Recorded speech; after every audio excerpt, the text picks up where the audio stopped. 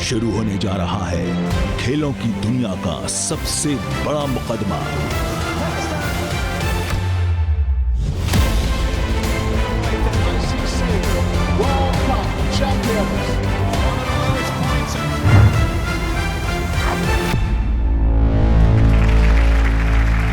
एक नई एपिसोड में मिर्जा इकबाल बेग अपने व्यूअर्स को खुश आमदीद कहता है। आपको तो पता है कि जीत के हुसूल के लिए इंसान को बहुत सारी मुश्किलात का सामना करना पड़ता है और इन हुसूल के लिए इस जीत की इंसान को सच का साथ देना ज़रूरी होता है। अगर आप सच का साथ नहीं देंगे तो कभी भी फतह आपका मुकद्दर नहीं बनेगी। और जो लोग सच का साथ देते हैं उन्हें मुश्किलात का सामना भी करना पड़ता है, उनकी मुखालफत भी होती है, लोग उनके दुश्मन भी बन जाते हैं। लेकिन ये बिल्कुल सही बात है कि जीत हमेशा सच की होती है।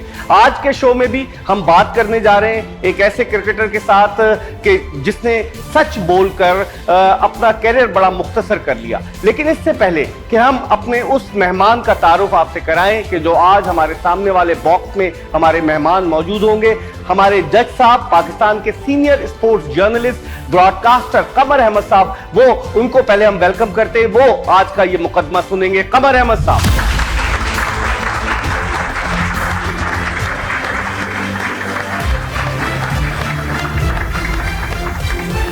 और हमारा आज का मेहमान वो क्रिकेटर है कि जब भी भारत का नाम आता है उसकी परफॉर्मेंस हमेशा भारत के खिलाफ इंतहाई शानदार रही है, जिसने सच को सच कहने की आदत की वजह से सिर्फ 26 साल की उम्र में उसे इंटरनेशनल क्रिकेट को खैरबाद कहना पड़ा या उसे इंटरनेशनल क्रिकेट से दूर कर दिया गया। पाकिस्तान के साबिक बॉलिंग कोच, पाकिस्तान के star fast bowler Aqib Javed आज हमारे मेहमान हैं। Let's welcome Aqib Javed.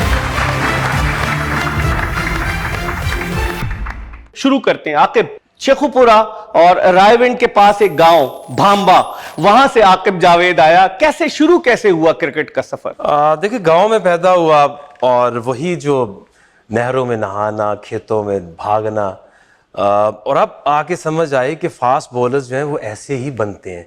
Environment बहुत ज़रूरी होता है। उसके बाद हम शेखुपुरा, मेरे वालिद साहब पुलिस में थे तो वहाँ चले गए।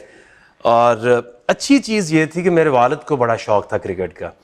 मेरा कोई ज़्यादा क्रिकेट में सीरियसली इंटरेस्ट नहीं था। मैं आपको बताऊं कि मुझे कुछ जाके 9th में पता चला कि यार वो क्रिकेट में थोड़ा खेल सकता हूं। लेकिन मैं समझता हूं कि जो मेरा टर्निंग पॉइंट था वो था जब वसीम राजा का एक कैंप लगा था गद्दाफी स्टेडियम में। अब ये जो हम राइजिंग स्टार एक प्रोग्राम कर रहे हैं, असल में वो मेरी ज़िंदगी है, क्योंकि मैं पहली दफ़ा गद्दाफी स्टेडियम में पहुंचा। मैं तो जा नहीं रहा था, मेरे दोस्त कहते यार चलना, कोई बात नहीं चलते हैं। तो मैं जाके ऐसे लाइन में लग गया। तब 800,000 बच्चे का आना लगता था, सारा पाकिस्तान ही आ गया। तो उन्होंने ऐसे लाइन लगाई हुई थी। तो हमारे जो फास्ट बॉलर्स हैं उनको वो कहते थे कि आपने ना 2-2 बॉलिंग करानी है। तो मैं आया, मेरी बारी आई, मैंने बॉल किया। तो बॉल करके बच्चा देखता है ना, ऐसे मैंने मुड़ के देखा तो उसमें थे वसीम राजा, ये अजमत राना, ये 2 लोग थे जो सिलेक्टर्स थे ना। मैंने बॉल की तो जाहिर है ऐसे बच्चा देखता है अपने सिलेक्टर्स कोचेस को, तो आपस में बातें कर रहे थे। मेरी बॉल नहीं देखी, दूसरी कराई फिर नहीं देखी, और मेरा नाम भी नहीं लिखना तो उन्होंने। मैं जाके खड़ा हुआ तो जो मेरे दोस्त थे वो कहते हैं यार वेल बोल्ड, क्या तूने बॉलिंग कराई है? तो मैं कहा यार वो तो मेरा तो उन्होंने शॉर्ट लिस्ट ही नहीं किया। तो कहता, मैं कहा मेरी बॉल ही नहीं देखी इन्होंने। अब ये जो सफर वहां से शुरू हुआ, फिर मैं गया जाके नसीर मलिक के फास्ट बॉलर थे, 75 का वर्ल्ड कप खेले थे। उनसे मैं बड़ी मुश्किल से जाके मिला। मैंने कहा कि देखें मैं ट्रायल देने गया हूँ और मुझे उन्होंने मेरी बॉल नहीं देखी। तो उसने कहा शेखुपुरा से पता नहीं कौन पागल आ गया है। मेरे पूछते हैं कि क्या तुम्हारे पास बॉलिंग कराते हो तो कौन से जूते पहनते हो? मैंने कहा जी मैंने इंग्लैंड से माइटर के स्पाइक्स मंगवाए। अच्छा। तो फिर उन्हें को थोड़ी समझ आई, अच्छा यार ये तो ठीक है। उससे पहले जब मैं सिफारिश के लिए पहुंचा तो वो सदीक जो तबसरा है, मोहम्मद सिद्दीक, उनके पास भी मैं गया। मैं कहा यार मुझे देख लो, मुझे अपनी बॉलिंग दिखानी है। तो उन्होंने मुझे कहा कि नहीं तो तुझे आती है बॉलिंग करानी? मैं कहा हाँ बड़ी अच्छी कराता हूँ। अब यकीन करो, उन्होंने कहा यहाँ से पत्थर पकड़, शाम का टाइम था, और बॉलिंग करा के बॉल करके मुझे दिखा। और मैंने पत्थर पकड़ के उनको बॉल करके दिखाया। कहते हैं हाँ ठीक है तेरा एक्शन तो अच्छा। तो फिर करते करते उनके पास पहुंचा। मैं कहा देखें मेरी 2 बॉलें वो देख लें, दैट्स इट। وہ مجھے لے کے آئے نصیر ملک انہوں نے کہا یار بچہ آیا تم لوگوں نے اس کی بالنگ نہیں دیکھی. پھر دوبارہ آپ سے دوبارہ میں نے 2 ہی کرائی. اچھا. اور اس کیمپ کا سب سے نمبر 1 بولر میں بنا. اچھا. تو میں سمجھتا ہوں کہ اس دن اگر مجھے تو نہیں آئیڈیا تھا. اب شیخو پورہ میں دیکھیں ہاکی کے پلیئرز ہوتے تھے, میں ان کے ساتھ بچپن میں ٹریننگ کرتا تھا, اس لیے مجھے بھاگ کافی لیتا تھا. تو اگر مجھے وہ نہ بتاتے کہ تمہارے اندر ٹیلنٹ ہے تو میں کبھی بھی میں نہ بنتا, اور کبھی شیخو پورہ سے میرا نہیں خیال کوئی پلیئر آتا.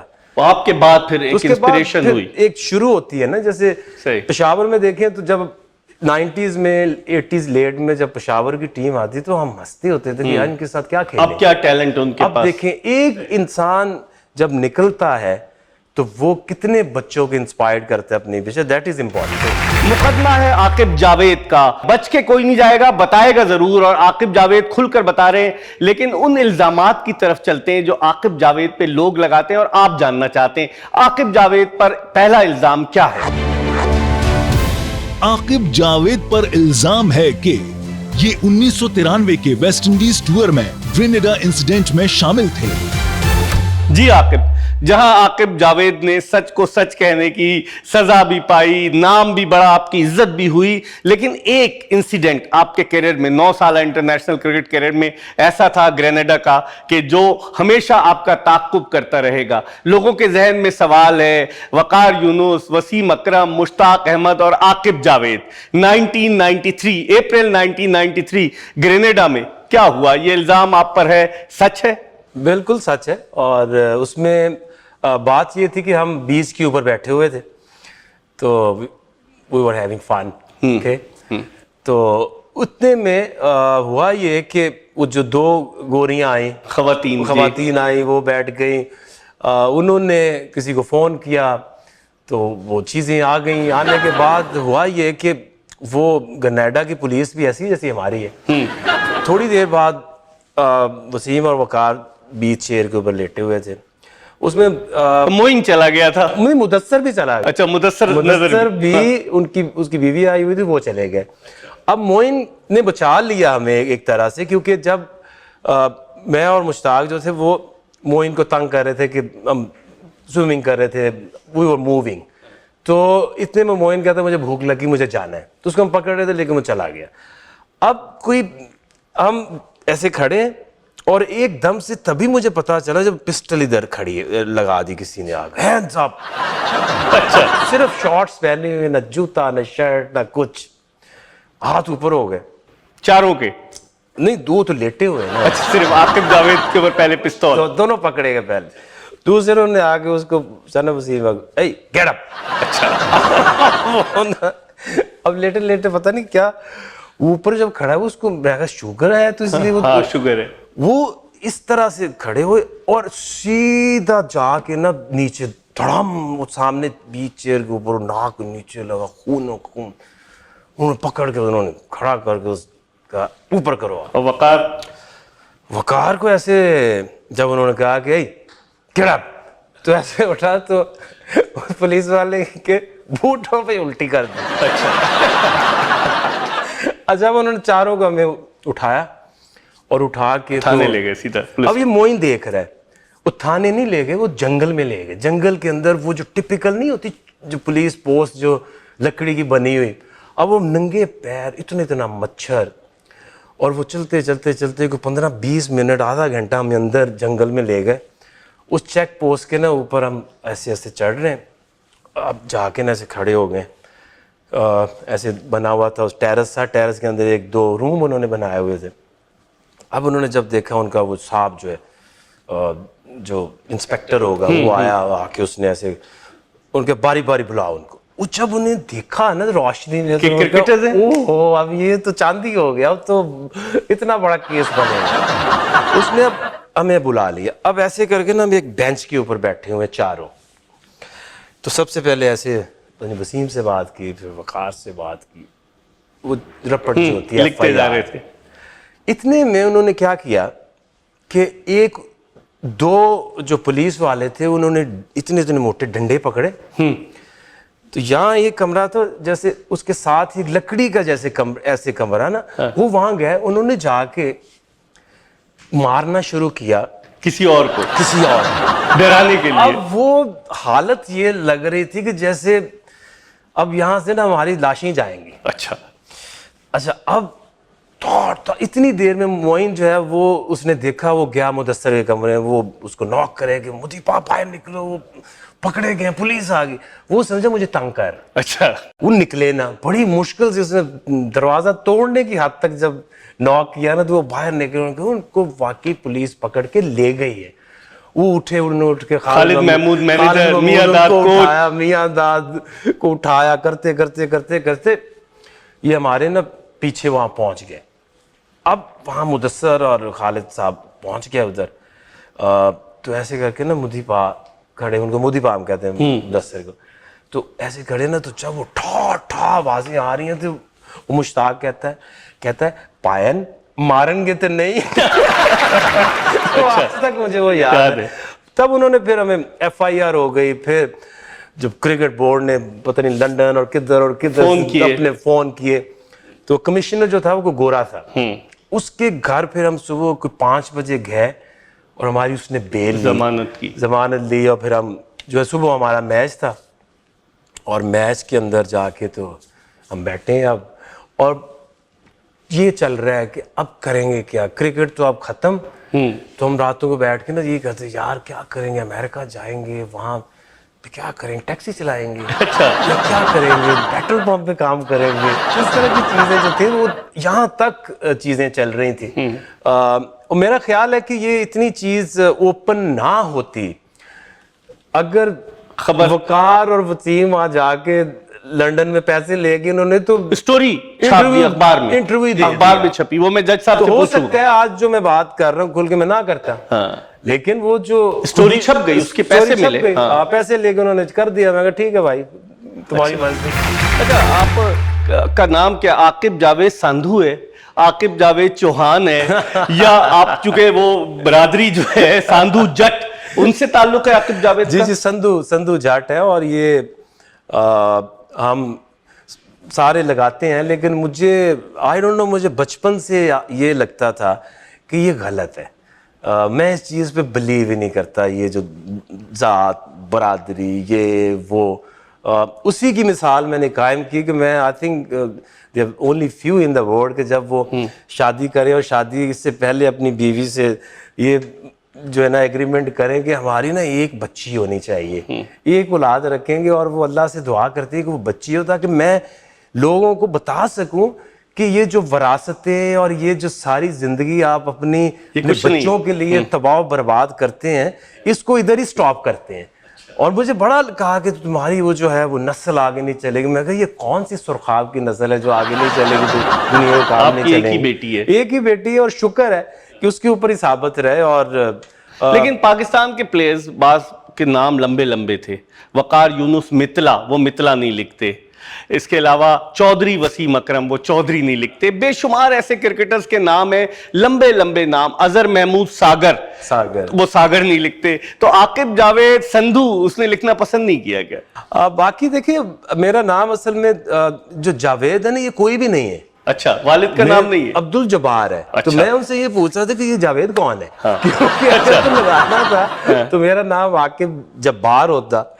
तो ये पता नहीं ऐसे वो फैशन में नहीं होता, तब जो नाम चल रहे होते हैं उनके आकिब है तो उसके साथ जावेद लगा दो, एक बाबर है तो उसके साथ जावेद लगा दो, तो लगा दिया गया, नहीं लगा दे बगैर सोचे समझे। आकिब जावेद हमारे साथ मौजूद है। बड़ी इससे दिलचस्प गुफ्तगू, बोलते बहुत अच्छा है, बहुत सारे सवालात करेंगे। इससे पहले कि हम आकिब से गुफ्तगू के सिलसिले को मजीद आगे की तरफ बढ़ाएं, चलते हैं अगले इल्जाम की तरफ कि आकिब जावेद पर अगला इल्जाम क्या है। आकिब जावेद पर इल्जाम है कि ये मैच फिक्सिंग के खिलाफ जंग की वजह से अपना करियर खराब कर बैठे। ये क्या वजह है? 26 साल की उम्र में आकिब जावेद 1998 में, 1989 में आपने इंटरनेशनल डेब्यू किया, 1998 में आकिब जावेद बिल्कुल समझ लीजिए इंटरनेशनल क्रिकेट से आउट हो गया। देखिए, उसकी जो बुनियादी वजह है ना, मैं आपको बताता हूँ कि जब ये जस्टिस के कय्यूम की सारी चीजें हुई, उसी थोड़ा शुरू कर लेते हैं। मुझे अभी तक याद है कि जब हम गए थे अदालत में, दूसरी दफा मैं इस कटहरे में आया हूँ। अच्छा, पहले एक दफा जा चुके। कय्यूम मुझे क्या पता था, फिल्मों में देखे थे कि क्या होती है अदालतें। ऐसे करके आया, खड़ा, उन्होंने कहा हाथ रखो, اگر جھوٹ بولا تو اللہ کی پھٹکار اور لعنت مجھ پر پڑے. اب انہوں نے یہ چینج کر دیا, تھوڑا سا سافٹ کر دیا ہے. تو میں اچھا ٹھیک ہے چلو لعنت پھٹکار نہیں پڑنی چاہیے. جب میری باری تھی تو رمیز راجہ باہر نکل رہے تھے, تو مجھے رمیز کہتا ہے یار آکی دیکھی میرے منہ پہ کوئی پھٹکار تو نہیں پڑی. میں کہا یار تھوڑا ٹائم تو لگتا ہے, تھوڑا ٹائم لگتا ہے. اچھا میں اندر جا کے بیٹھ گیا. اب جب کام شروع ہوا تو ہارڈلی 4 to 5 minutes جب میں بولا تو جج صاحب نے کہا کہ یہیں پہ بند کرتے ہیں, اس کا جو بیان ہے نا وہ اندر بند کمرے میں ہوگا. اچھا مجھے کیا پتا یار کہ اب یہاں مجھے اٹھا کے پیچھے کمرے میں, پہلے عوام بیٹھے ہوئے تھے عدالت میں, سارے ایسے عوام بیٹھی ہوئی تھی, سب سن رہے تھے. جو میں نے بم کے گولے ایک دو کرائے تو انہوں نے کہا اس کو بند کر دیں, اس کا اندر جا کے کریں گے. اندر جا کے میں گیا ہوں تو 2 وکیل جو پلیئرز کے جن کے اوپر میں نے الزام لگائے تھے وہ اور جج صاحب ایسے سامنے کرسی پہ بیٹھ گئے. تو میں بولا مجھے انٹریپٹ بیچ میں وہ کر رہے ہیں نا کہ نہیں یہ چاہتا ہے کہ سارے باہر ہو جائیں, یہ اکیلا کھیلے. تو میں کہا بھائی یہ کوئی اس کی کوئی اسکواش کی ٹیم تھوڑی ہے کہ میں 11 کی ٹیم لوں گا, تو ایسے تھوڑی ہوتا ہے, یہ حقیقت ہے اور یہ آنکھوں سے دیکھی ہوئی چیزیں ہیں. میں جھوٹ ایسے کیوں بولوں, میں نے حلف اٹھایا کہ سچ بولوں گا, پھٹکار نہیں پڑنے دوں گا. تو کرتے آ گیا میں. اب اس کے بعد جب رپورٹ آئی تو صرف وہ تھی جو میں یہاں 5 منٹ بول رہا ہوں عدالت کے اندر. ہاں, جو اندر والی چیزیں تھی وہ ساری غائب تھی. اچھا, تو جس سے مجھے یہ ڈاؤٹ ہوا کہ وہ بہت بڑی گڑبڑ تھی. اچھا چلیں یہ ہو گیا, لوگوں کو میسج پہنچ گئے, وکیلوں نے جا کے بتایا کہ اس میں اتنا ہے, ویسے وہ اتنا ہے. ہاں اچھا گڈ. اچھا تو وہ اب ہوا ایسے کہ اس کے بعد یہ میچز ہو رہے تھے, سیریز تھی. تو ایک دن نا وہ میری زندگی کا ایک ایسا آیا کہ ہمارا پنڈی میں میچ تھا, تو اس سے پہلے ایک ٹیم میٹنگ ہوئی. اس ٹیم میٹنگ میں سارے ایسے میٹنگ ہوئی. میٹنگ کے دوران جب ختم ہوئی تو انہوں نے مجھے کہا کہ عاقب تم یار ذرا باہر چلے جاؤ, ہم نے ذرا ایک اور میٹنگ کرنی ہے. اچھا, پہلے کرکٹ میٹنگ, ایک میرے اوپر میٹنگ. اب میں چلا گیا, جا کے اپنے کمرے میں لیٹ گیا. اب انہوں نے جو میٹنگ کی, بعد میں مجھے یہ پتا چلا کہ اس سے جس نے بات کی, اچھا اس کی بال میں جس نے تالی بجائی, جس نے اس کے ساتھ کچھ تعلق رکھا, وہ ٹیم سے باہر ہے. اچھا میں جا کے لیٹ گیا. ہم روم شیئر کیا اس وقت شیئر ہوتے, تو میرے ہمیشہ جو دوست ہیں جن کے میں نے خلاف بیان دے دیے تھے. اچھا, اب کوئی آ ہی نہیں رہا, بات ہی نہیں کر رہا, نہیں کوئی آ ہی نہیں رہا کمرے میں نا. اچھا اکیلا سوؤں گا. تو کوئی لیٹ, کوئی 11 ساڑھے 11 بجے ایسے دروازہ کھلا آہستہ سا. اچھا, تو میں نے کہا وہ کوئی آیا, تو ایسے کر کے آیا تو یوسف یوحنا, اس وقت وہ یوسف یوحنا تھا. یوسف یوحنا تھے. وہ آہستہ آیا. میں نے کہا ہاں یوسف کیا حال چال ہے. جواب ہی نہیں دیا اس سے.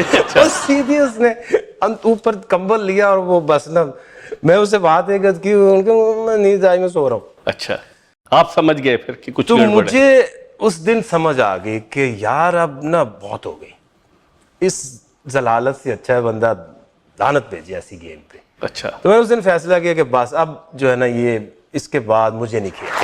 آپ سمجھتے ہیں نقصان ہوا اس آواز بلند کرنے کا جو بند کمرے میں بیان دیا؟ کئی لوگ, آپ, راشد لطیف, کئی ایسے کرکٹرز ہیں جن کی لوگ ریسپیکٹ بڑی کرتے ہیں, لیکن ان کو نقصان بھی پہنچا. نفع یا نقصان جو ہے نا وہ کہ اس کو وہ کیسے آپ اس کو تولتے ہیں, پیسے سے, عزت سے.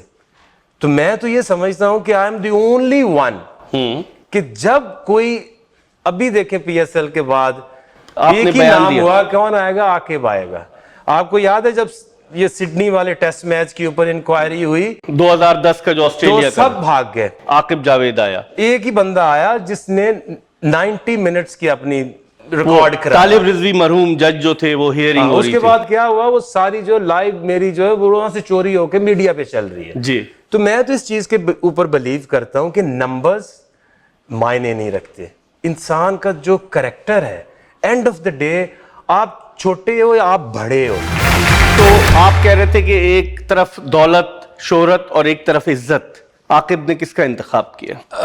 اپنی آواز سنی, جو میں خود سے فیل کرتا ہوں. میں نے کبھی یہ نہیں سوچا کہ یہ صحیح ہے یا غلط ہے. جو مجھے لگتا ہے نا کہ صحیح ہے وہ میں کرتا ہوں, اور اس کو میں یہ سمجھتا ہوں کہ انسان کا جو کریکٹر ہے دیٹ از امپورٹنٹ. پاکستان کے جن کرکٹرز نے سچ کے لیے آواز بلند کی, سچ کے حق میں بات کی, ان کا کرکٹ کیریئر کم رہا, چاہے آپ ہو, چاہے راشد لطیف ہوں اور لوگ ہوں. آپ کیا سمجھتے ہیں کہ سچائی میں اگر کچھ کھونا پڑے تو وہ صحیح ہے؟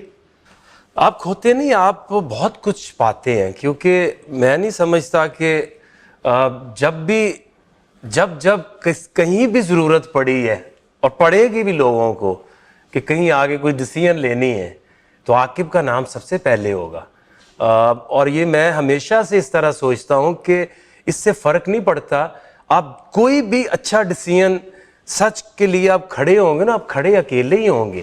فیصلہ آپ نے یہ کرنا ہے کہ یا آپ ہجوم کے ساتھ پانی میں بہہ جاؤ یا ریزسٹنس شو کر کے آپ ایک انڈیویجول بن جاؤ. تو میں یہ سمجھتا ہوں کہ میں نے ایک نئی رخ دیا ہے لوگوں کی سوچ کے اندر کہ چاہے کیسے بھی حالات ہوں, آپ نے اپنے جس چیز پہ بلیو کرتے ہیں اس کو چھوڑنا نہیں ہے. میں آپ کو بتاؤں, میں نے زندگی میں 2 چیزیں جو ہے نا وہ سیکھی ہیں اور اس کے اوپر میں اپنے آپ کو جج کرتا ہوں اور لوگوں کو بھی اس کے اوپر جج کرتا ہوں. ایک سمپل, ایک آپ نے لالچ نہیں کرنی اور ایک آپ نے ڈرنا نہیں ہے. مجھے آج تک کبھی تیسرے ورڈ کی ضرورت نہیں پڑی اور مجھے لگتا ہے کہ معاشرے میں لوگوں میں عزت ضرور ہے. ٹھیک ہے. اچھا, وہ آپ کے دوست جن کے خلاف آپ نے آواز بلند کی, کرکٹ کیریئر کو خیر بات کہہ دیا, بعد میں دوستی ہو گئی یا معاملات بگڑے سے چلتے رہے؟ دیکھیں, میں تو ان کو یہ بھی کہتا ہوں کہ اگلے دن ایک پلیئر نے مجھے آ کے کہا کہ یار ایک ریسنٹلی تم نے ایک ٹی وی کے اوپر ایک بہت بڑے بالر کے بارے میں یہ کہہ دیا کہ وہ کرپٹ تھا, یہ تھا وہ تھا, تو ان کی حالت خراب ہو گئی. تو میں نے کہا دیکھو, میں نے کہا تم نے کبھی سانپ دیکھا ہے؟ حالانکہ وہ کہتے تھے کہ بڑا تعلق اچھا ہے, ہمیں پی ایس ایل میں بڑا اچھا تعلق تھا, تو اس کے باوجود دیکھو یار اس نے پھر کیا کر دیا. میں کہا تم نے سانپ دیکھا ہے؟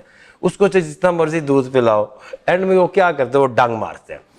تو میں سانپ ہوں اس کرپشن کے اگینسٹ. دیکھیں, مجھے چاہے وہ, آپ یہ نہیں کر سکتے کہ آپ کا دوست جو ہے وہ غلط کام کر لے اور عام آدمی نہ کرے. میں کہ میرا باپ بھی ہوتا میں یہی ڈیسیژن دیتا, کیونکہ میرے تو کوئی 14 نکات نہیں ہے, میرے تو کوئی 20 نکات نہیں ہے زندگی کے, میرے تو صرف 2 سمپل 2 ورڈ کا میرا فارمولا ہے.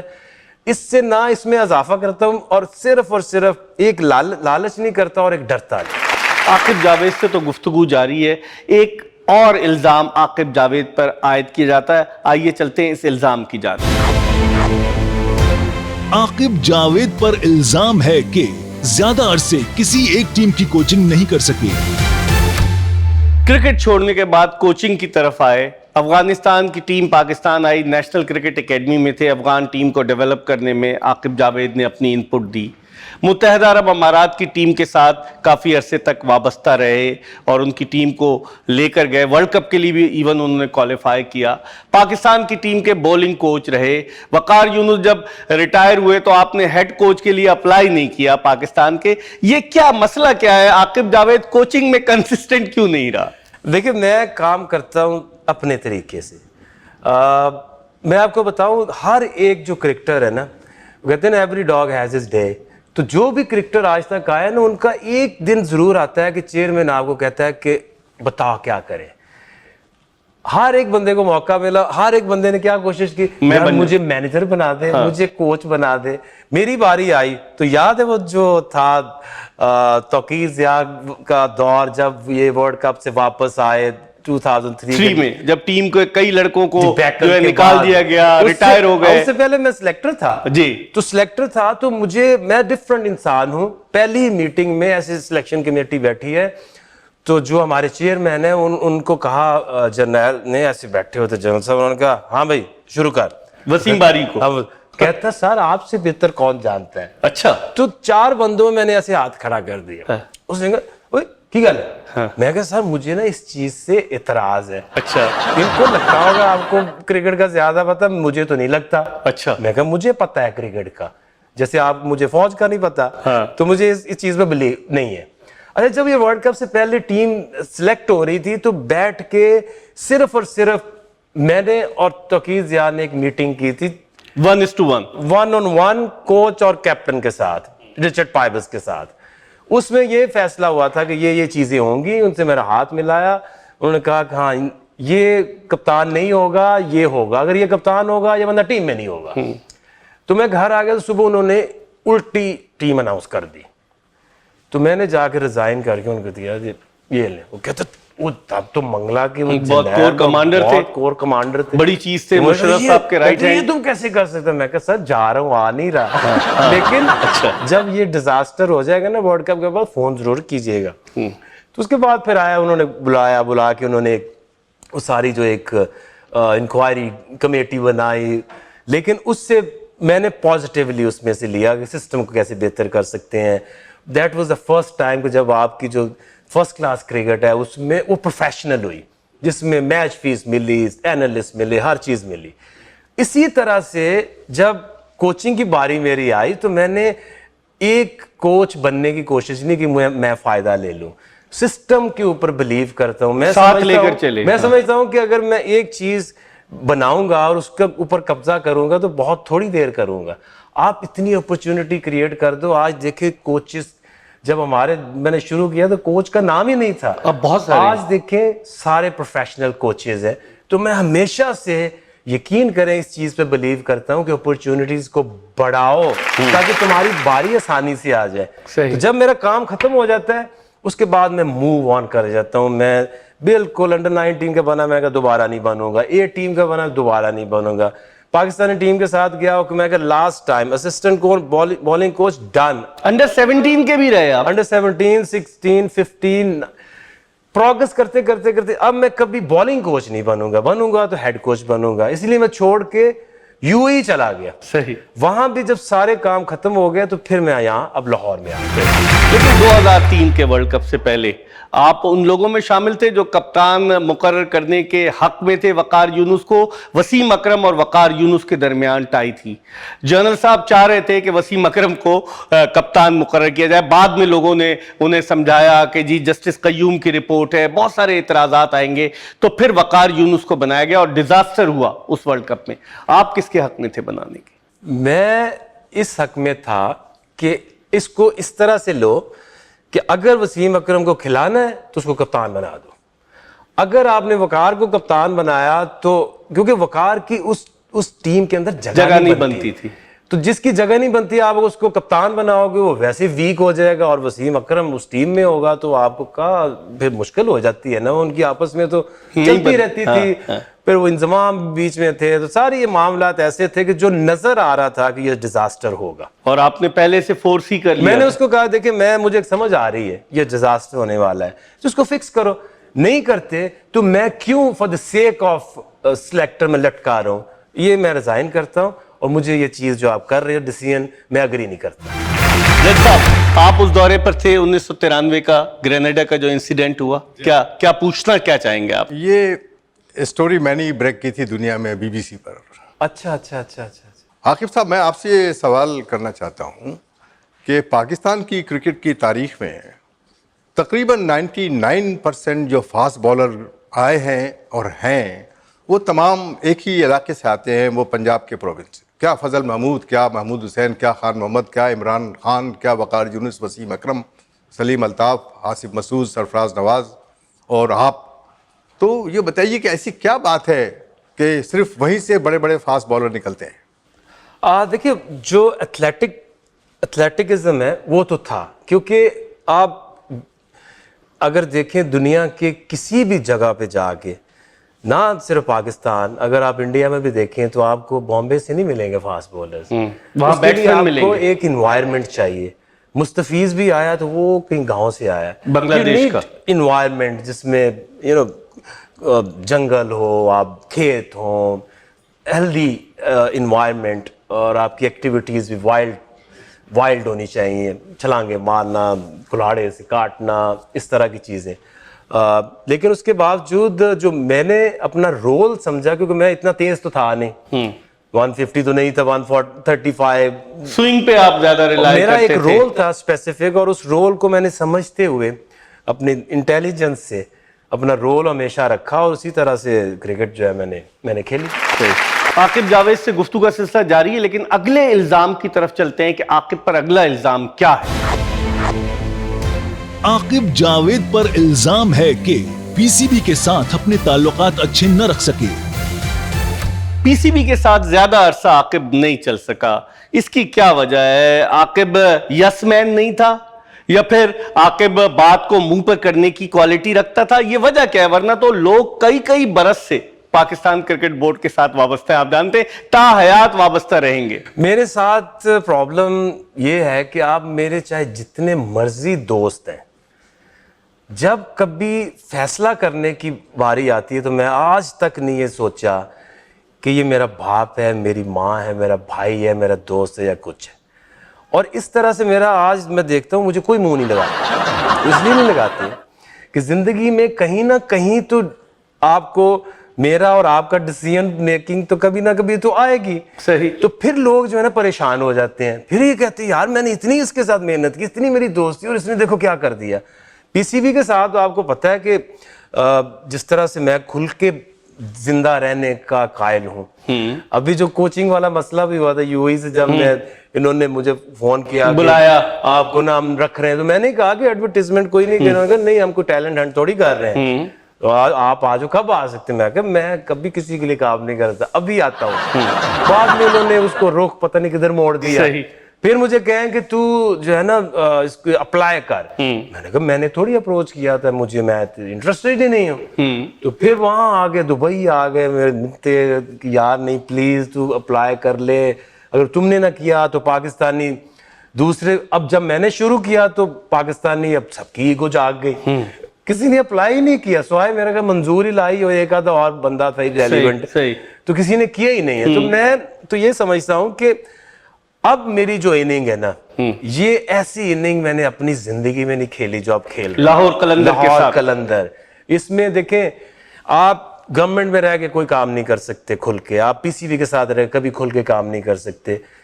आप यकीन करें कि जब मैं वहां से आया था तो उन्होंने कहा था कि मैंने करना क्यों? उन्होंने कहा आकिब जावेद मेरा नाम, हमारा नाम नहीं है, योर्स, ये लो अपने ख्वाब पूरे करो। सही। तो जो मैंने 1.5 साल में काम किया है यार, अब सोचो जो हमने प्लेयर डेवलपमेंट प्रोग्राम पूरे पंजाब में, ये स्पोर्ट्स की हिस्ट्री में इससे बड़ा प्रोग्राम आज तक नहीं हुआ। 1,60,000 लोगों के ट्रायल्स और सिस्टम, और एक इंसान एक बंदे की हमने सिफारिश नहीं सुनी, पता नहीं फेयर तरीके से ट्रायल्स, फेयर और ट्रांसपेरेंट। लेकिन एक सवाल फिर जहन में उभरता है कि अगर आप लोग मेरिट पे इतना बिलीव करते थे, लाहौर कलंदर पहली पीएसएल में भी आखिरी नंबर पर आई, दूसरी पीएसएल में भी आखिरी नंबर पर आई, काम बहुत था लाहौर कलंदर का, क्या इसकी वजह क्या? देखिए जो हम काम करते हैं, जो हमने काम किया, जो पिछले साल, पहले साल इनके साथ मैं नहीं था, दूसरे सीजन में आया, तो हमने काम किया डेवलपमेंट का, एक सिस्टम क्रिएट करने की हमने कोशिश की। अब जब उसको लिंक्ड करते हैं ना आप, जब आप पीएसएल की परफॉर्मेंस के साथ, तो मेरा उसमें रोल बहुत छोटा था। पैडी अपटन कोच थे। हाँ, बिल्कुल। अब आप डायरेक्टर ऑफ क्रिकेट हैं। अब जब मैंने आया तो मैंने कहा देखिए मुझे एक्सपीरियंस नहीं है फ्रेंचाइज कोचिंग का, और मैं बिल्कुल आंखें बंद करके छलांग नहीं लगाता, लेट मी सी। पैडी से काफी मुझे हेल्प मिली, मैंने देखा कि यार ये 5-6 दिन में कैसे जेलिन करते हैं, कैसे आप लोगों को विनिंग मूड में लेके आते हैं। तो मैंने जब देखा, उसको समझा, इस साल फिर मैंने कहा कि देखें अब पैडी अपटन आता है, सारा साल मैं काम करता हूँ, हारने के बाद वो तो चला गया, गालियां मुझे खानी पड़ी। अब मैंने कहा ओके मुझे समझ भी आ गई, मुझे जिम्मेदारी। अब मैनेजमेंट के साथ मैंने बैठा और कहा कि यस, वो मुझे पुश कर रहे थे कि तुम करो, तो मैंने कहा व्हाई नॉट। अब दिस इज द टाइम कि मैं जो सारे साल की मेहनत है उसको किस तरह से पीएसएल की जीत के अंदर बदल सकता हूं। ठीक। सो I think this year is gonna be different story. It will be a challenging one for you. Yes. अच्छा, एक और चीज आकिब, लोग कहते हैं कि आकिब की और भारतीय बैट्समैनों की दोस्ती कुछ ज्यादा ही रही है। 6 मैन ऑफ द मैच मिले आपको वनडे इंटरनेशनल क्रिकेट में, टेस्ट में तो आपको एक ही मिला। वनडे में 6 मैन ऑफ द मैचेस में से 4 man of the match Bharat के खिलाफ। बेहतरीन कारकर्दगी 1991 में, हैट्रिक शारजा में भारत के खिलाफ। जब भारत के खिलाफ खेलता था आकिब जावेद, मोटिवेशन कुछ ज्यादा ही होती थी? देखिए मैं इस तरह का इंसान था कि मुझे, आपको पता है, मुझे नंबर्स में कभी नहीं रहा कोई इंटरेस्ट। फर्स्ट क्लास में मैं खेलता था, मैं खड़ा रहता था, جب ضرورت پڑتی تو کرا دیتا تھا بالنگ.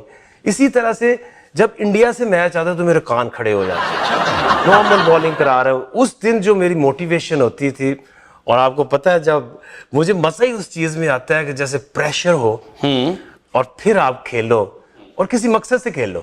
مجھے بڑا مشکل ہوتا تھا میرے لیے اپنے آپ کو موٹیویٹ کرنا, یہ میرا ایک ڈرا بیک رہا ہے. اب جو ہے نا, جب انڈیا سے آتی ہے تو پھر مزہ آتا ہے نا کہ کراؤڈ ہو, پریشر ہو. آپ کو پتہ ہے ہارے تو جا کے سر میں گندے انڈے پڑنے جو پڑے ہمیں 96 کے ورلڈ کپ کے سیمی کوارٹر فائنل پر تو میں آؤں گا, لیکن عاقب جاوید کی 180 آڈ وکٹس میں سے ون ڈے انٹرنیشنل میچز میں سے 54 وکٹیں بھارت کے خلاف, ہیٹ ٹرک کی آپ نے شارجہ میں. اس سے کتنا مطلب بھارت کے خلاف اگر پاکستانی کوئی اچھا پرفارم کرے یا پاکستان کے خلاف کوئی بھارتی پرفارم کرے تو وہ ہیرو ہو جاتا ہے. اس سے عاقب جاوید کو کتنا بوسٹ ملا؟ ڈیفینیٹلی, کیونکہ میں جب ہم سارے انڈیا میں جاتے تھے تو یہ حیران ہو جاتے یار اس کے اتنے فینس کیوں ہیں. اور پاکستان میں کرکٹ اتنی کھیلا ہوں لیکن لوگ مجھے بہت چاہتے تھے, پسند کرتے تھے. اس کی وجہ یہ ہے کہ مجھے ایک دن جو سچن اور یہ, کیونکہ جتنے رائٹ ہینڈ بیٹسمین ہیں نا وہ تو چاہے جتنا بھی اچھا ہو مجھے تنگ نہیں کرتا تھا, لیفٹ ہینڈڈ زیادہ تنگ کرتے تھے. تو اسی طرح سے ایک دن آپ کو قصہ سناتا ہوں کہ سہارا کا پورا تھا جس میچ میں انضمام کا وہ بیٹ والا ہنگامہ ہو گیا تھا جسے کہہ دیا تھا تماشائی نے. ہاں, اس میچ کے اب سٹوری یہ ہوئی کہ سچن تندولکر اس میچز میں 2 میچوں میں نہیں آیا تھا, تو میری پرفارمنس ایسے وہ ٹھیک جا رہی, وہ اس کو دیکھ کے اور میں موٹیویٹ ہوتا تھا, ایسے جاؤں بال گالی اس کو میں نے وہ جواب دیتا تھا؟ نہ نیور. اچھا, اتنا گالی دیا ساری اتنے سالوں میں. اچھا, تو نہیں نہ کرو یار. تو میں نے اس کو کہا, میں کہا ہاتھ ملا. اچھا, میں کہا جا اس کے بعد تجھے گالی نہیں دوں گا. اچھا, دوستی ہو گئی. دوستی میں اس کے بعد کھیلا ہی نہیں اس کے اگینسٹ. اچھا, اس کے بعد 98 ہی تھا وہ آخری جو تھا. تو ٹھیک ہے, میں نے جو اس کے ساتھ ہاتھ میں لایا اس دن ہی رہ گیا. اور گنگولی لیفٹ ہینڈڈ تھا, اس کو جب بولنگ کرتے تھے ہاں وہ بیچ میں تھوڑا تنگ کرتا تھا مجھے. وہ تو ووکل تھا بہت. جب آپ کی in form and out of form باتیں تو بہت ہوتی ہیں, لیکن میں یہ سمجھتا ہوں کہ جو ڈاؤٹ ہے دیٹ از اے ڈفرنس. جب آپ اپنی پیک کے اوپر ہوتے ہیں تو آپ کے اندر ڈاؤٹ نہیں آتا, تو جب آپ کے اندر ڈاؤٹ آ جائے تو آپ بڑی فارم جو ہے وہ بیڈ فارم میں بدل جاتی ہے. صحیح. تو جب ڈاؤٹ آپ کلیئر کر دو تو آپ کی زندگی, آپ کی گیم بہت جو ہے کلیئر ہو جاتی ہے اور آپ کے رول بڑے کلیئر اور ڈیفائن ہو جاتے ہیں. مزید تھوڑی سی بات کریں گے, لیکن اس سے پہلے چلتے اگلے الزام کی جانب کہ عاقب جاوید پر اگلا الزام کیا ہے. عاقب جاوید پر الزام ہے کہ انہوں نے P S L spot fixing معاملے کو تنقید کا نشانہ بنایا اور شرجیل خان کا ساتھ دیا. آپ نے ہمیشہ میچ فکسنگ کے خلاف آواز بلند کی, پی ایس ایل میں آپ شامل تھے, اور پی ایس ایل جیسی ختم ہوئی آپ نے میچ فکسنگ اسپاٹ فکسنگ کے خلاف آواز بلند کی. لیکن لوگ یہ کہتے ہیں کہ عاقب نے آواز تو بلند کی لیکن شرجیل خان کی حمایت میں عاقب جاوید چلا گیا. آپ نے فیور کیا شرجیل خان کو, کوئی بیان دیا آپ نے؟ میں نے بالکل نہیں دیا, وہ میڈیا کے اوپر وہ غلط چیز چلائی گئی. اچھا, اس میں مجھے اس لیے بلایا گیا تھا کیونکہ شرجیل اور خالد ان کو سپورٹ کرنے کے لیے سارے لوگ کرکٹرز آئے تھے, اس میں صادق محمد تھے, وہ ڈین جونز تھے, 1-2 اور بھی پلیئرز تھے. تو پی سی بی کا جو ٹریبیونل تھا انہوں نے مجھے بلایا تھا کہ آپ اس کو دیکھو اور ایک آپ کو جو بھی لگتا ہے آپ کی جو فائنڈنگز ہیں آپ وہ بتاؤ ہمیں. تو جب میں گیا تو مجھے انہوں نے جو سارا دکھایا, جو بالیں دکھائیں, جو انسیڈنٹ ہوا, جس طرح سے ایک سٹوری چلی جی, اس میں نے یہ کہا کہ دیکھیں یہ جو بھی اس کے پیچھے آپ کی ریسرچ ہوئی ہے, جو سٹوری آپ مجھے بتا رہے ہو, اگر یہ سٹوری صحیح ہے تو یہ سپاٹ فکسنگ ہوئی ہے. اچھا, اگر یہ صحیح ہے تو, اگر یہ صحیح ہے, کیونکہ وہ صحیح ہے یا غلط ہے اس کا مجھے تو نہیں پتا. لیکن جب میں کل اخبار میں پڑھا تو وہ کچھ اور ہی خبر لگی ہوئی تھی کہ عاقب نے شرجیل خان کے حق میں بیان دے دیا. نہ تو میں شرجیل خان کے خلاف بیان دینے گیا تھا نہ حق میں دینے گیا تھا. میں تو اس کو دیکھا, جو کہ ویڈیوز دیکھی, فوٹیج دیکھی, جو سٹوری ہے وہ سنی, تو اس کے بعد میں نے ان کو یہ کہا کہ اگر یہ سٹوری صحیح ہے تو یہ اسپاٹ فکسنگ ہوئی ہے. اچھا عاقب، اتنے سارے چیئرمین بورڈ کے گزرے، کس کے ساتھ اچھی رہی عاقب جاوید کی؟ عاقب جاوید کہتے ہیں ایروگینٹ تھا، مطلب ایروگینٹ اس سینس میں کہ اپنی دھن میں مگن رہتا تھا، چیئرمین کی جی حضوری نہیں کرتا تھا. کوئی تو ایسا چیئرمین ہوگا جس کے ساتھ اچھے تعلقات رہے. توقیر ضیاء اور نسیم اشرف. اس سے پہلے تو جو جسٹس نسیم حسن شاہ، ان کے ساتھ تو میرا اتنا ایک دن ایک ٹائم آئے گا، انہوں نے مجھے بلا لیا. انہوں نے کہا کہ میاں تمہارے جب جاتے ہو اتنے مینیجر جو ہے وہ بھیجتا ہے تمہاری شکایتیں، اور تم کرکٹ نہیں کھیل سکتے، تو تم جو ایک کپتان ہے ان کو بھی بلا لیا. وہ پلان انہوں نے کیا، اب تم اس سے جب تک کہ سوری نہیں کرو گے، معافی نہیں مانگو گے، تم ٹیم میں نہیں آ سکتے. تو میں نے کہا تو نہیں، تم مجھے نہ رکھو. نہیں یہ کیا بات ہے؟ میں کہ ہاں تم نہ رکھو. تو میں نے کہا آپ کے پیچھے آپ نے دیکھا وہ جو چیئرمین کا کمرہ، اس کے پیچھے سارے چیئرمین کی فوٹو لگی ہوئی ہیں. میں کہا سر ذرا اس سے نظر دھڑاؤ. وہاں سے لے کے یہاں تک جب آپ کی فوٹو آئی ہے نا، اس کو کیلکولیٹ کرو، جب سے بورڈ بنا ہے نا تو ٹائم جو ہے نا وہ 1.25 سال سے زیادہ نہیں بنتا. اچھا، اس سے بھی کم بنتا ہے. اچھا، تو آپ ایسا کرو مجھے نا بین کر دو. تو جب آپ جاؤ گے تو اس کے بعد میں پرومس کرتا ہوں کہ آپ جب گھر جاؤ گے نا تو میں کھیلوں گا اور تالی آپ ماریں گے. اچھا، یہ آپ نے اس وقت کے ریٹائرڈ سپریم کورٹ کے چیف جسٹس کو کہا؟ اور جو کپتان تو ایسے کر کے بیٹھا تھا، جو سوچ رہا تھا آج تو معافی منگوا کے رہوں گا. نہیں ہوا ایسا؟ نہیں ہوا. کیوں؟ دیکھیں چاہے کچھ بھی ہو، یہ میں اس چیز پہ بلیو نہیں کرتا. آپ کا رویہ اوپر کی طرف انتہائی سخت ہونا چاہیے اور نیچے کی طرف بہت اچھا ہونا چاہیے، کیونکہ ڈیسیژن تو لینے میں تو اوپر ہی مزہ آتا ہے نا. یہ تھوڑی آپ اپنے اسسٹنٹ کو جوتا مار کے مارو اور اوپر جو ہے آپ جوتے چاٹو. صحیح. تو میں نہیں اس چیز پہ بلیو کرتا.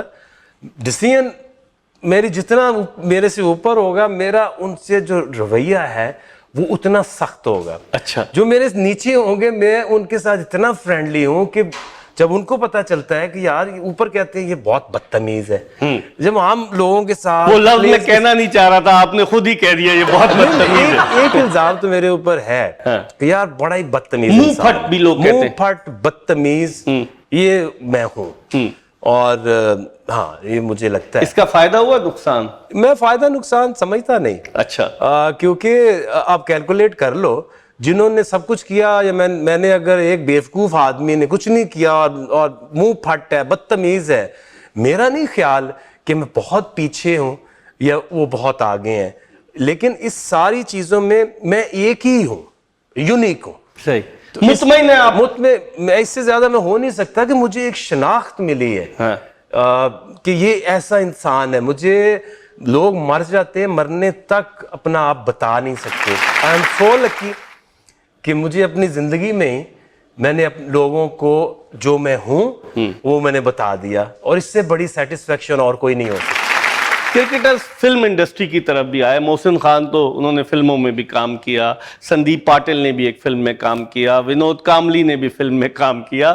عاقب جاوید نے بھی تو ایک کوئی فلم بن رہی تھی کوچ پر یا ڈرامہ بن رہا تھا جس میں عاقب جاوید نے رول پلے کیا. کیا ہوا اس کا؟ نہیں، فلمز کی مجھے 2-3 بڑی سیریس آفرز آئیں. اچھا، ایک تو میں گاڑی بھیج رہا ہوں، ایک گاڑی آپ کو پہلے دے رہا ہوں، پھر آپ سائیں گے. میں کہا بھائی مجھے نہیں آتی، میرا انٹرسٹ بھی نہیں ہے، تو میں نہیں کر سکتا. اچھا، وہ ڈرامہ اس طرح سے تھا کہ وہ تھا کوچنگ کے اوپر، اور اس کی کوئی 90% ریکارڈنگز ہو گئیں. اور اس دوران مجھے لگتا ہے یہ کوئی ورلڈ کپ یا پاکستان کا میں اے ٹیم کا کوچ تھا، بہت ہی امپورٹنٹ ایک اسائنمنٹ تھی. سیریز آ گئی تو میں اس میں بزی ہو گیا اراؤنڈ 6 to 8 months. صحیح. تو جب واپس آئے نا تو وہ جو 3-4 لوگ تھے، احمد بٹ اور اس طرح کے اور بھی لوگ، وہ بھی ایسے انہوں نے کریئر شروع کیے تھے. آل آف اے سڈن جب واپس آئے تو ساری کہانی بدل گئی. وہ کوئی کہے میں سنگاپور میں ہوں، کوئی کہے میں ادھر ہوں. تو اس بیچارے کی جتنی انویسٹمنٹ تھی وہ ساری خراب ہوئی، اور وہ آ نہ سکا. کوچ کے اوپر تھا کہ کوچ ہے وہ کس طرح سے مجھے سوٹ بھی وہ کرتا تھا کہ ہارا ہوا کوچ اس کو لوگ بالکل سائڈ لائن کر دیتے ہیں. جیسے مجھے انہوں نے یہ تو کرکٹ چھوڑ کے میں گھر چلا گیا نا, تو اس کے بعد ملتی جلتی کہانی تھی. کس طرح سے اپنے جاتا ہے محلے میں, لوگ اس سے کہتے ہیں تم گھٹیا, تمہیں سمجھ نہیں ہے تم, اور اس طرح سے وہ پھر نا ایک یونیک سی جو لگان ٹائپ نا ایک سٹوری بنی. حالانکہ بہت لگان سے پہلے کی تھی. اچھا. کہ وہ عجیب عجیب سے لوگوں کو اٹھاتا ہے, ان کو کہتے ہیں کہ میں تمہیں سکھانے کو, کہتا ہے چل تمہیں آتا تو تم پہلے نہ کچھ کر رہے. اچھا. اس طرح سے وہ انٹرسٹنگ. گلوکاری کا شوق ہے عاقب کو, گلوکاری کبھی کی, باتھ روم سنگر, کیونکہ آپ کے بردر ان لا عدیل برکی تو گلوکار ہیں, تو گلوکاری کی؟ نہیں, وہ تو ہر انسان کرتا ہے. اور آپ کو وہ چیز بتاؤں کہ جب نصرت فتح علی خان کو جتنا ہم نے سنا ہے, ایک تو ہم 6-7 دن ان کے ساتھ ایک ہی فلیٹ میں لنڈن میں رہے تھے. اچھا. تو بڑا ایکسپیرینس ہوا ان سے سیکھنے کا اور سننے کا. وہ عجیب ایک صحیح معنوں میں وہ ان کے اوپر سے چیزیں اترتی تھی, کیونکہ وہ رات کو 3 بجے اٹھ کے وہ گانا شروع کر دیتے تھے. اچھا. تو وہ یہ نئی چیز سمجھ ہمیں آ گئی, تو وہ ہم سے بھی کہتے ہیں تو گانا سنا اب. اچھا. تو باری باری ہمارے بھی گانے سنے. تو انہوں نے متاثر ہوئے آپ کے گانوں سے؟ مجھے انہوں نے کہا کہ دیکھ یہ جو ہے نا ان سب میں سے تو بہتر ہو سکتا ہے. اچھا. لیکن مجھے اب یہ کہ میری پرابلم یہ ہے کہ مجھے کوئی گانا جو پورا آتا ہی نہیں تھا. اچھا. لیکن اس نے کہا انہوں نے کہ نہیں تو تھوڑا سا بہتر ہے. اب چلتے ہیں 92 کے ورلڈ کپ کی طرف. ایک میچ ہمارا انگلینڈ سے ایڈیلیڈ میں ہوا, ہم جلدی آؤٹ ہو گئے, بارش ہو گئی, کوئی توقع نہیں کر رہا تھا عاقب کہ پاکستان ورلڈ چیمپئن بنے گا. As a member of the team were you expecting that Pakistan will become the champion, can become the champion? No. England کا میچ ہوا, اس کے بعد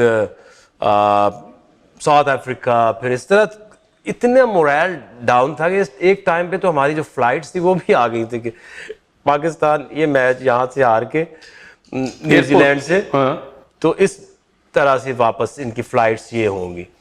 لیکن میں سمجھتا ہوں کہ جو اس کے اندر جو کم بیک کیا ٹیم نے وہ تھا آسٹریلیا والا میچ پرتھ پہ. خان صاحب آئے اور وہ ٹائیگر کی شرٹ پہن کے اور ٹاس ہوا, اور آپ دیکھیں نا کرکٹ کتنی چینج ہو گئی ہے کہ فائنل میں بھی وہ ٹائیگر کی شرٹ پہن کے پاکستانی کپتان کھڑا ہے اور وہ ٹاس کر رہا ہے. تو اسی طرح سے مجھے یاد ہے پرتھ میں جو ڈریسنگ روم میں جو 5-7 منٹ کی جو ان کی بریفنگ تھی جو انہوں نے موٹیویٹ کیا, اس کی مثال نہیں ملتی. کیونکہ ہر سارے کے سارے جو کہہ رہے تھے کہ یار یہ نہیں ہو سکتا, وہ جب میچ ہوا تو پھر سب کو بلیو آ گیا یار یہ جو بات کر رہے ہیں یہ تو جو ٹھیک ہو سکتی ہے. اور اب ہمارے پاس we got nothing to lose. ہر ایک میچ ہم نے جیتنا, پھر سری لنکا, پھر نیوزی لینڈ, اور پھر سیمی فائنل اور فائنل میں تو ہمیں 100% شور تھا کہ یہ نہیں ہم ہار. اچھا. اتنے کانفیڈنٹ تھے, اتنا کانفیڈنس ہو گیا تھا کیونکہ چیزیں ریزننگ سے ہو رہی تھیں. تو اب زمین سے آسمان تک پہنچ کے تو پھر آپ کو تو لگتا ہے نہیں یار there is something which has to be done. تو 1 منٹ بھی ڈاؤٹ نہیں تھا کہ پاکستان نہیں جیتے گی. کیا آپ بھی ان کرکٹرز میں شامل تھے؟ بعض کرکٹرز کا یہ خیال تھا کہ 92 کا ورلڈ کپ جیت گئے. عمران خان نے اس 92 کے ورلڈ کپ کو اپنا کینسر ہاسپٹل بنانے کے لیے استعمال کیا. کچھ باتیں شروع ہو گئی تھیں, عمران خان تک یہ بھنک پہنچ گئی تھی. شاید یہی وجہ تھی کہ اس کے بعد انگلینڈ کا جو دورہ تھا عمران خان جو تھے وہ نہیں گئے. کیا آپ بھی ان میں شامل تھے؟ آپ کی بھی یہ سوچ تھی؟ دیکھیں ہاں اس طرح سے تھی, کیونکہ دیکھیں آپ ایز لیڈر جو بھی سوچو اچھی بات ہے, لیکن آپ دوسرے لوگوں کی رسپیکٹ ضرور کرو. اب اس میں بیٹھ کے اس کی سلوشن ہو سکتی تھی نا کہ یار ٹھیک ہے آپ یہاں تک بھی ہم مجھے کوئی پرابلم نہیں ہونی تھی, کسی کو بھی ہو سکتا ہے نہ پرابلم ہوتی, کہ جو بھی آپ کلیکٹیولی ایک کٹی بناتے اس میں سے آپ کہتے ہیں کہ اگر 1 لاکھ ہے تو اس میں سے کتنی پرسنٹیج جو ہے وہ پلیئرز کو جائے گی, کتنی کینسر ہاسپٹل کو جائے گی. کیونکہ آپ نے اپنے خواب میں اب لوگوں کے خواب تو نہیں انکلوڈ کر سکتے. اچھا. سوچ اچھی تھی لیکن اس کی ایگزیکیوشن تھی. 92 کا انگلینڈ کا ٹور اور امپائر سے رائے پالمر سے آپ کا پھڈا ہو گیا تھا, وہ کیا مسئلہ تھا؟ اصل میں شروع وہ لارڈ سے ہوا تھا. میں اور وقار بیٹنگ کر رہے تھے اور وہ جو میلکم ہے وہ تیز بالنگ کرتا تھا, ڈیون میلکم, اس نے ہمیں مار کے بالنگ ادھر نیل پڑے ادھر نیل پڑے ہوئے. ہم اس کو تب بھی کہہ رہے تھے کہ اوکے تمہاری باری بھی آئے گی. تو اگلے میچ اولڈ ٹریفرڈ میں ہو گیا تو میں بالنگ کر وہ سامنے آ گیا, مجھے ساری اپنی دردیں یاد آ گئیں. میں نے اس کو آتے پہلے تو گالیاں دیں اور امپائر نے سن لی. تو حالانکہ آپ دیکھو اس میں پراپر باؤنسر کوئی بھی نہیں تھا, شارٹ آف لینتھ گیند, شارٹ آف لینتھ تھی. تو اس وقت یہ تھا کہ آپ رول یہ تھا کہ آپ پہلا باؤنسر کرو گے آپ نو پرابلم, 2 کر سکتے ہو, تیسرا کرو گے تو وہ نو دے گا, وارننگ دے گا. تو میں نے پہلے ہی بال کیا اور اس کو پتا تھا کس نے باؤنسر مارنی ہے, میں نیچے بیٹھوں گا اور مجھے بھی پتا ہے نیچے بیٹھے گا. اچھا تو یہ کمبینیشن بنا اور میں نے شارٹ آف لینتھ بال کی اور نیچے بیٹھا تو بال آ گئی تو اس کے سر میں لگ گئی. تو میں نے جا کے اس کو اور 2-3 گالیاں دی. جا کے وہ کھڑا ہوا تو اگلا بال میں کرانے گیا ہی ہوں تو مجھے وہ کہتا ہے کہ تم اب اس کو نا شارٹ پچ بالنگ نہیں کرا سکتے. امپائر رائے پالمر کہتا میں کہا کیوں نہیں کرا سکتا؟ میں کہا ابھی تو میں نے ایک بھی نہیں 1 آف دا اوور ہوا, میں تو ایک ماروں گا, دوسرا ماروں گا, تیسرا ماروں گا تو نو بال دے گا, چوتھا ماروں گا تو مجھے وارننگ دے گی. میں کہا میرا تو یہ پلان ہے. بتا دیا آپ نے اس کو. اچھا پھر کپتان آ گئے میاں داد. اب ہوا یہ ہے کہ وہ بیچ میں کپتان آ گئے, میں نے اور 2-1 بالیں ادھر ادھر کی اسے. وہ تو جب اوور ہوا تو اس کو اتنا کوئی اریٹیٹ ہوا میرے سے, اسے سویٹر پکڑ کے غصے سے نا اس طرح سے کر کے میں نے پکڑ نیچے پھینک دیا. میں کہا تو اٹھا کے دے مجھے. اچھا اس کو انگلش میڈیا نے بڑا ہائی لائٹ کیا. ہاں تو اس کے بعد وہ میاں دادی بیچ میں آ گئے اور کام بڑھ گیا.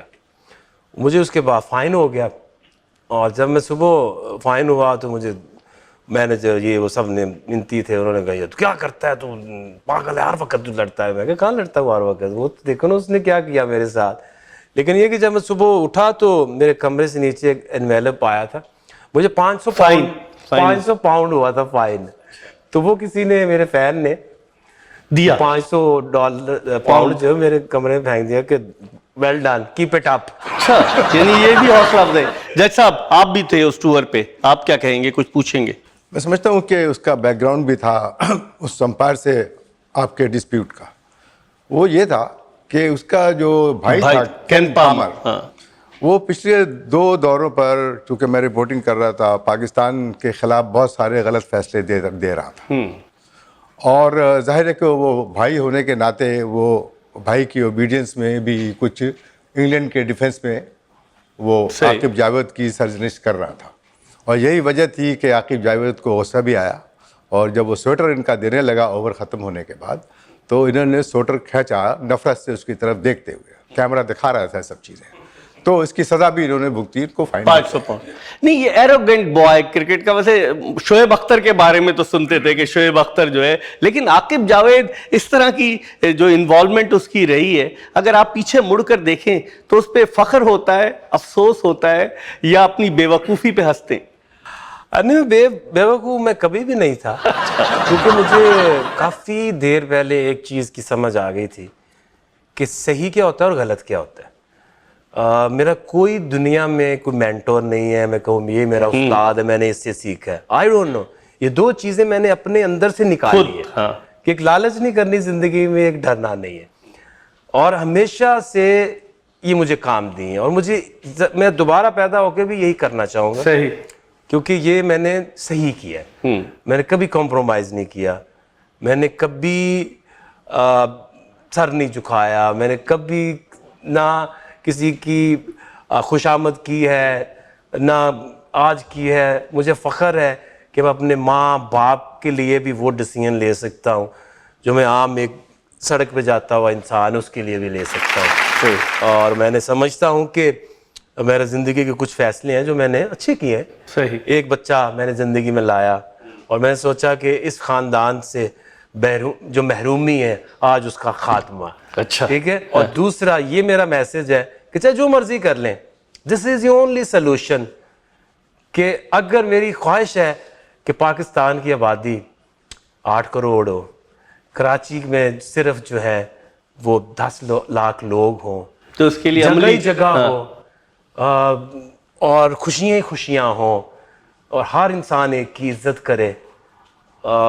مجھے خواب میں سوچتا ہوں تو اس طرح کی چیزیں ذہن میں آتی ہیں. مشتاق احمد سے بڑی دوستی تھی, وقار یونس سے بھی بڑی دوستی تھی, پھر کیا ہوا آخر؟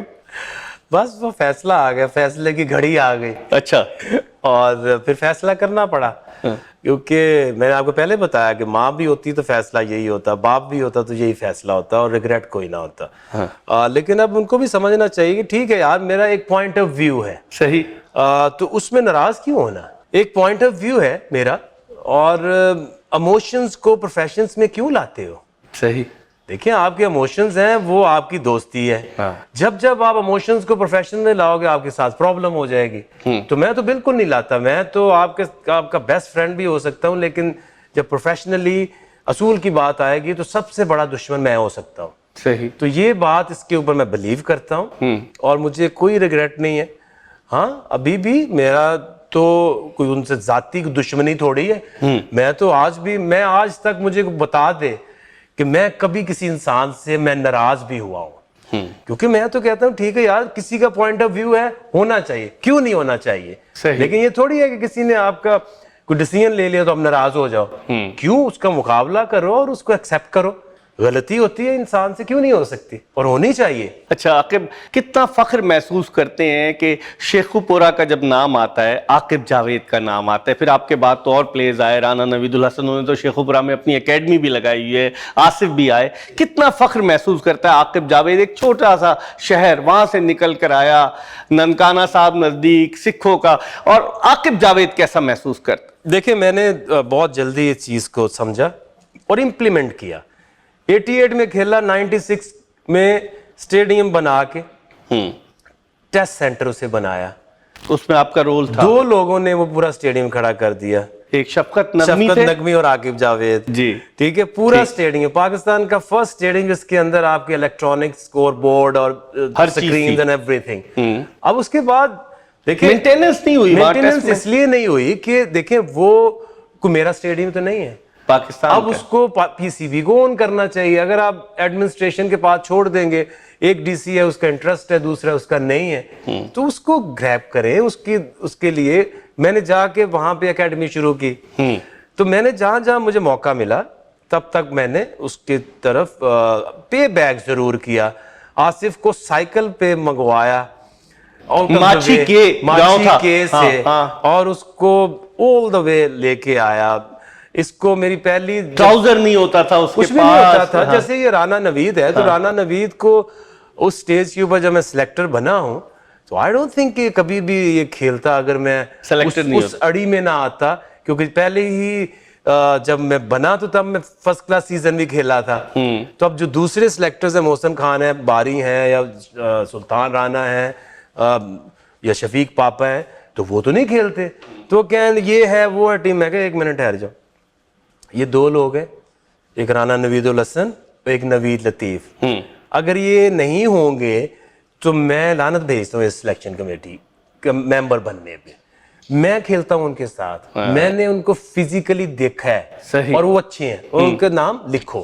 ٹھیک، تو پھر رکھا گیا کیونکہ آپ جس بندے کا کام ہے اس کی رسپیکٹ کرنی چاہیے. صحیح. اگر ایک بندہ گراؤنڈ ہی نہیں گیا اور ایک بندہ گراؤنڈ میں جاتا ہے تو آپ کیسے اس کو کہہ سکتے ہیں کہ آپ کی بات جو ہے وہ ٹھیک نہیں ہے. پاکستان میں فاسٹ بولنگ کا ٹیلنٹ تو بہت آیا، لیکن جو 2010 کا انسیڈنٹ ہوا، جو آپ نے تو پہلے ہی آواز بلند کی تھی، بند کمرے میں بیان ریکارڈ کرایا تھا، لیکن 2010 کا انسیڈنٹ آیا، پاکستان کرکٹ کو بڑا بدنما داغ لگا. کیسے دیکھتے ہیں آپ اسپاٹ فکسنگ میں جو ملوث ہیں، اگر ہم ان کو ہیرو بنا کر پیش کریں گے تو اس سے ملک کی عزت اور وقار بڑھے گا یا ہمارا نقصان ہوگا؟ میں تو تب بھی میرا سٹانس یہی تھا کہ یہ غلط کیا ہے، آج بھی یہ کہتا ہوں کہ یہ غلط کیا ہے. چیزیں کمپرومائز کرنے سے ٹھیک نہیں ہوتی.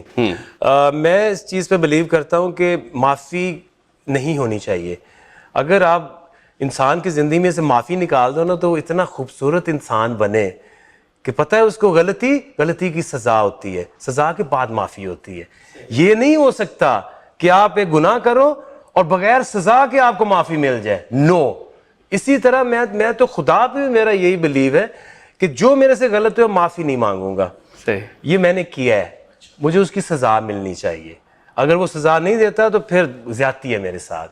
تو اسی طرح انسانوں پہ بھی میں یہی بلیو کرتا ہوں، ہیومن ریلیشنز میں غلطی ہے اس کی سزا ہے، سزا کے بعد تو معافی ہے. تو اس لیے جب تک آپ یہ سزائیں نہیں رکھیں گے، معاف کرنا نہیں چھوڑیں گے لوگوں کو، نہ معاشرہ ٹھیک ہوگا، نہ آپ کی کرکٹ ٹھیک ہوگی. हमारे मेहमान आकिब जावेद पर हमने सवालात की बारिश भी की, सवालात के बाउंसर्स भी फेंके, इनसे दिलचस्प बातें भी की, इनके जवाबात भी आपने सुने। अब वक्त आ गया है फैसले का।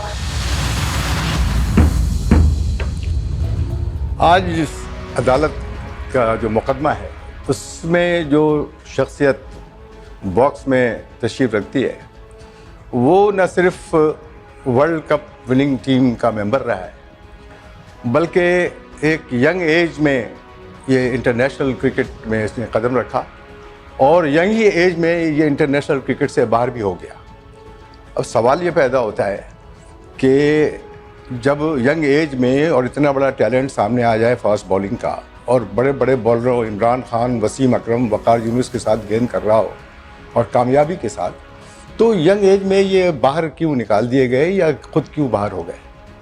बात दरअसल ये है कि झूठ बोलने वालों को तो ज़िंदगी में सज़ा मिलती ही है, सच बोलने वालों को भी ज़िंदगी में सज़ा मिलती है। और ये अक्सर देखा गया है कि बहुत से माशरे ऐसे हैं जहाँ पर सच बोलने वालों को लोग पसंद नहीं करते हैं। वही कैरेक्टर जो इस कटहरे में जो शख्स बैठा हुआ है आकिब जावेद, वो इसी तरह की पर्सनैलिटी और शख्सियत है कि जो सच के इल्ज़ाम में, सच बोलने के इल्ज़ाम में इन्होंने काफ़ी नुकसान उठाया है, जिससे ये अंदाज़ा होता है कि आकिब जावेद की पूरी पर्सनैलिटी इस अदालत में, इस मुकदमे में खुलकर लोगों के सामने आ गई है। और इस अदालत का मकसद यही है कि जिसको कटहरे में बैठाया जाए वो खुलकर और सच्ची बात बोले, ताकि जो यंग लोग हैं या जो लोग इनको सुन रहे हैं, जो लोग इनको देख रहे हैं, इनके इस कैरेक्टर और हक गोई से सबक सीखें, फ़ायदा उठाएं और माशरे की इस्लाह करें। मैं समझता हूँ इस वजह से इन पर जो भी इल्ज़ामात फाजिल वकील ने लगाए हैं, जिसका जवाब इन्होंने खुल कर दिया है, जो कभी पहले मैंने कभी नहीं सुना है इनको इस तरह से बोलते हुए लोगों के सामने, और ये टेलीविज़न पे ये बात कर रहे हैं एक अदालत में, तो इसके सिवा और कोई मेरा जजमेंट हो नहीं सकता कि इनको इस अदालत से बरी कर दिया जाए।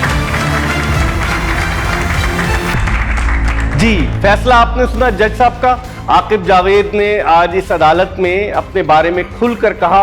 हमें उम्मीद है आकिब जावेद ने जो कुछ बताया है सच बताया है और जज साहब ने भी इनको बाइज्जत बरी किया है। इस एपिसोड को आपने यकीनन एंजॉय किया होगा। माजी के दरीचों में ले गए आकिब जावेद, आपको बहुत सारी ऐसी बातें की जो शायद बहुत कम लोगों को मालूम हो, लेकिन इस प्रोग्राम का मकसद यही है कि सच्चाई को आगे की तरफ बढ़ाया जाए। इस एपिसोड के साथ मिर्जा इकबाल बेग आपसे इजाजत चाहता है। अल्लाह हाफिज।